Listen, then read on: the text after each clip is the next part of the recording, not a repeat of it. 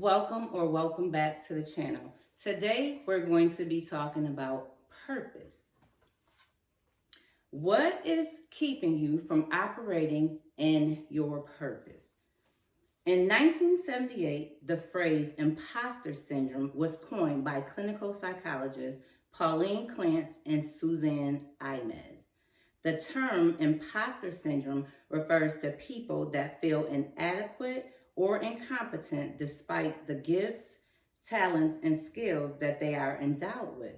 Under the umbrella of imposter syndrome are 5 categories. Here are the categories: the perfectionist, the superman or superwoman, the natural genius, the soloist, and the expert.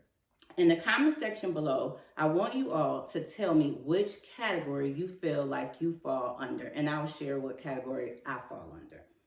The characteristics of each category are as follows. The perfectionist. The perfectionist is a control freak.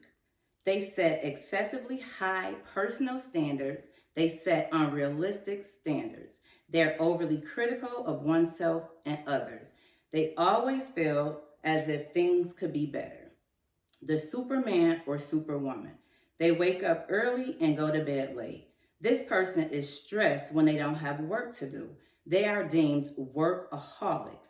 They act or appear to have supernatural strength.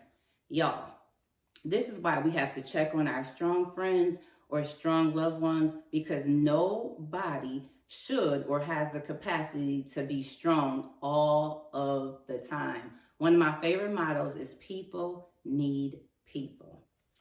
The natural genius. The natural genius wants to master things quickly. When they don't, they feel ashamed.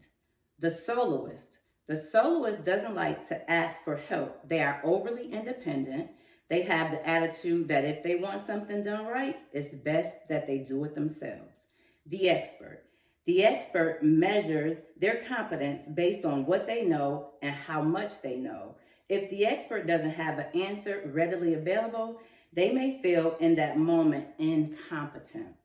The problem with all of these characteristics is that they reek of false humility. And false humility is pride in disguise. And we know that pride goes before destruction. So how can we overcome imposter syndrome and some of those characteristics? One way, separate your feelings. Our feelings lie and our feelings change. Separate your feelings from facts. Cultivate self-compassion. We are our own worst critics. Don't compare yourself to others, because comparison is the thief of joy. I know you may have heard this quote 1,000 times, but I'm going to say it again. Comparison is the thief of joy. Listen, the perception that others have about us is not our business. What we believe about us, what we agree to, what we answer to is our business. What God says about us is our business, because that's the truth. Here are a few things that God says about us. God says, we are the apple of his eye. He calls us friend and beloved. We are new creations. We have worth. We have a purpose. We are radiant and transforming.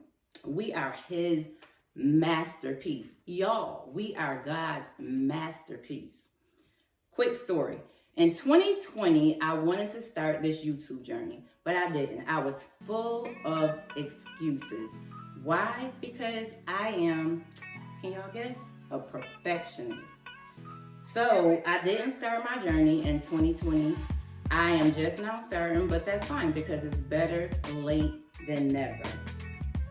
Some of the things that stopped me, some of the things I said to myself was, the space is oversaturated. I feel like who would listen to me? I didn't have fancy equipment or enough equipment. I felt like I didn't look the part, whatever that means. And I just didn't know how to actually go about uploading a video. And so today I asked myself, what's the worst thing that could happen? Y'all can't do nothing to me. Y'all gonna either like it or not. And I hope y'all like it. So with all of that being said, I hope that you will go and operate in your purpose. If you have stories inside of you, write the book. If you wanna sing the song. If you're a good singer, sing the song. If you cook food well, share meals with others. If you have a word of encouragement, encourage others. We live in a society where there's so much negativity going on.